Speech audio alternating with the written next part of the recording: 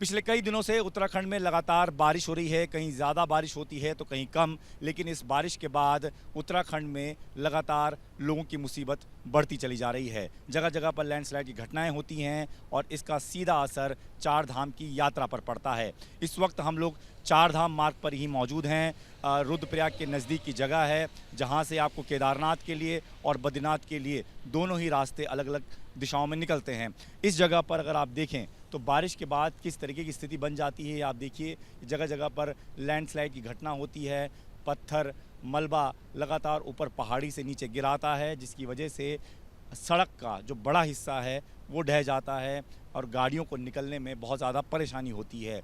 यही वजह है कि पीक सीज़न के होते हुए भी यात्री जो हैं वो अब इस चार धाम की यात्रा में कम आ रहे हैं, क्योंकि खतरा लगातार बना रहता है बारिश के मौसम में कि कब कहाँ कौन सी पहाड़ी टूटकर नीचे गिराए।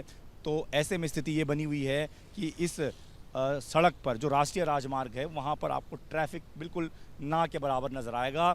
और इसके पीछे की वजह यही है कि बारिश की वजह से, लैंडस्लाइड की घटनाओं की वजह से यात्री इन दिनों चार धाम की यात्रा पर कम आ रहे हैं, जिसका सबसे ज़्यादा खामियाजा वो यहाँ के छोटे बड़े होटल व्यापारियों को उठाना पड़ रहा है।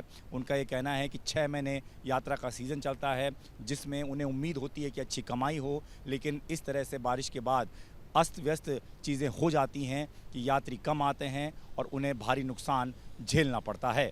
कैमरामैन सुनील पांडे के साथ दीपक सिंह रावत, एबीपी न्यूज़, उत्तराखंड।